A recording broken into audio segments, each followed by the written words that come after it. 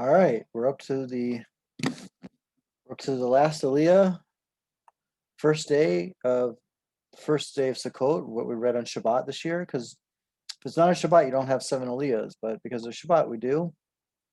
And then we're just going to go forward. Now, up to now, we haven't mentioned Sukkot yet, but we're going to get there. And the Lord spoke to Moses, saying, "Speak to the children of Israel, saying, on the 15th day of the 7th month is the festival of Sukkot, a 7-day period to the Lord. On the first day is a holy convocation. You should not perform any work or labor." So even if it doesn't fall out on Shabbat, it's like a Shabbat. It's called a Yom Tov. For a 7-day period, you shall bring a fire offering to the Lord. We don't do this. And on the 8th day shall be a holy convocation. This is called Shmini Atzeret for you, and you shall bring a fire offering to the Lord. So Shmini Atzeret is a separate Yom Tov. In Israel, we put it together with this thing that we kind of make, quote unquote, made up called Simchat Torah. Simchat Torah is not mentioned in the Torah as a special like Yom Tov, but this is what we do. So we have special festivities about the Torah, and we celebrate with the Torahs on Simchat Torah. But in Israel, it's like the same day, and in Chutz La'aretz, outside of Israel, like they're two separate things on 2 separate days. And people don't realize that Simchat Torah is not a real, it's not a real day. It's really Shemini Atzeret. But okay, whatever. All right, where was I? For a 7-day period, you shall bring a fire offering to the Lord. On the 8th day, it shall be a holy convocation for you, and you shall bring a fire offering to the Lord. It is a day of detention.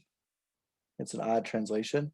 You should not perform any work of labor. So it's like they don't mean detention. Like that's like a strange translation. But anyhow, so we don't do fire offerings anymore because we don't do korbanot anymore, and we don't have a base of mikdash. So what we do is we do tefillot. So every day during Chol Hamoed, we have a different tefillah. We have we go to Beit Knesset, and we actually have there's actually Torah readings during the week of Shavuot, like also in Pesach. Like normally, like the Hagim aren't 7 days. Only Pesach and only Sukkot are 7 days. So we have every day of the week during Sukkot, you have a special Torah reading. These are God's appointed holy days. Now, so okay, now we're done. We're done. So once we get through Sukkot and Shmini Atzeret, there are no more Hagim. These are God's appointed holy days, which you shall designate for them as the holy occasions on which to offer up a fire offering to the Lord, burnt offering, and a meal offering, sacrifice and libations, the requirement of each day on its day.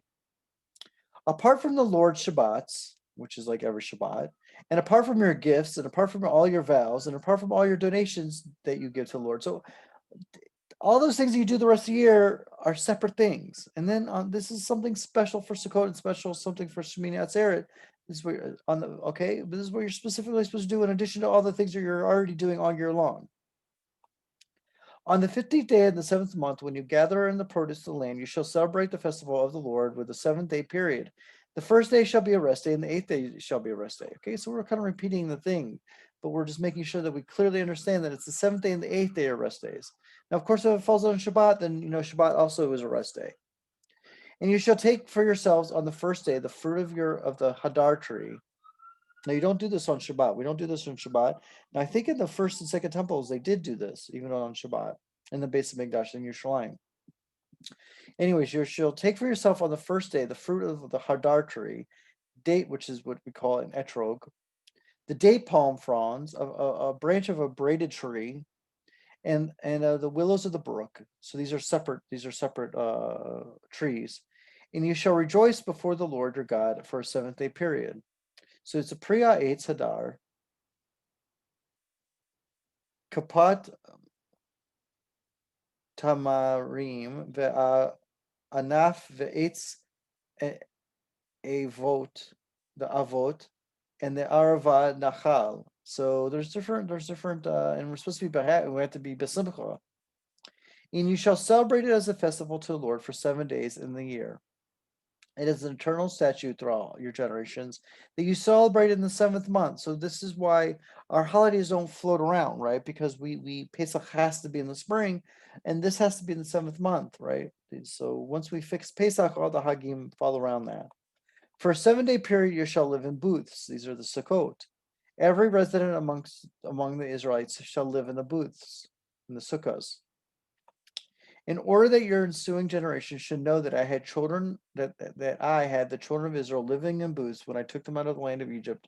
I am the Lord your God. So this is all in remembrance of Yetziat Mitzrayim and what happened in the Midbar. That's why we do this. And Moses told the children of Israel these laws of the Lord's appointed holy days.